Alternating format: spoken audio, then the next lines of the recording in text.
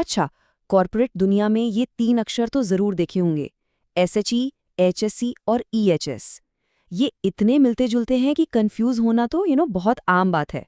पर क्या ये बस एक ही चीज को कहने के अलग अलग तरीके हैं, या फिर इनके क्रम के पीछे कोई गहरा मतलब छिपा है? चलिए आज इसी पहेली को सुलझाते हैं। तो सवाल एकदम सीधा है, SHE, HSE और EHS में आखिर फर्क क्या है?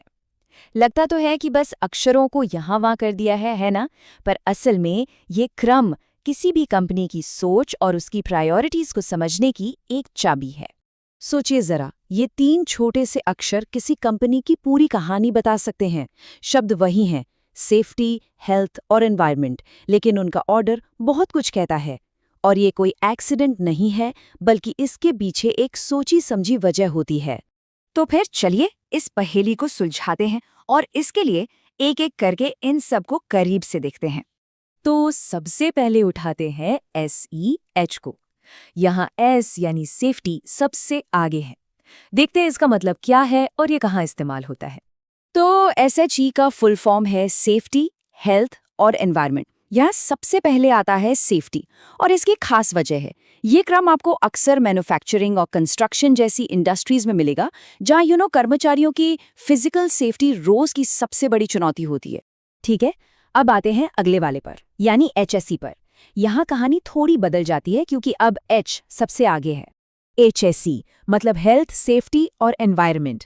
यहाँ फोकस हेल्थ पर है, यानी स्वास्थ्य पर। ये आपको इंडिया और GCC मतलब खाड़ी देशों में बहुत दिखेगा, खासकर ऑयल एंड गैस सेक्टर में। वहाँ कर्मचारियों की सेहत पर लंबे समय के जोखिम होते हैं, जैसे केमिकल एक्सपोजर, इसलिए हेल्थ एक बड़ी प्राथमिकता बन जाती है। और फाइनली इस पहेली का आखिरी टुकड़ा EHS, यहाँ तो गेम ही पलट जाता है। EHS यानी एनवायरनमेंट, हेल्थ और सेफ्टी। अब देखिए, यहाँ एनवायरनमेंट को सबसे पहले रखा गया है। ये दिखाता है कि कंपनी की सोच में पर्यावरण को कितनी ज्यादा अहमियत दी जा रही है। ये अप्रोच आपको ज्यादातर अमेरिकी कंपनियों और बड़ी बड़ी MNCs में मिलेगी। ये अब एक तरह का ग्लोबल स्टैंडर्ड बन गया है। तो अब हम तीनों का मतलब तो समझ रहे हैं, पर असली मजा तो ये समझने में है कि इस ऑर्डर का मतलब क्या है, अक्षरों के इस हेर-फेर के पीछे की कहानी क्या है। चलिए अब इन तीनों को एक साथ देखते हैं, SHE, HSE और EHS। अब तो पैटर्न बिल्कुल साफ नजर आ रहा है ना?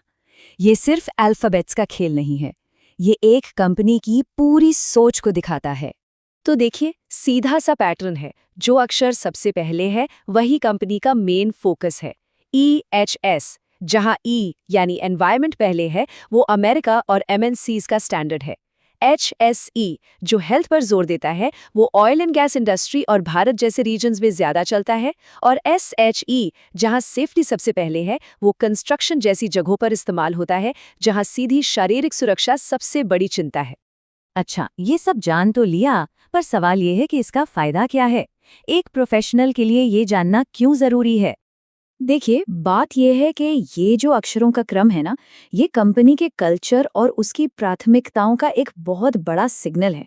इस छोटे से फर्क को जानने से किसी कंपनी के कोर वैल्यूज और फोकस को समझने में बहुत मदद मिलती है, चाहे वहाँ इंटरव्यू देने जा रहे हों या उनके साथ कोई बिजनेस डील कर रहे हों।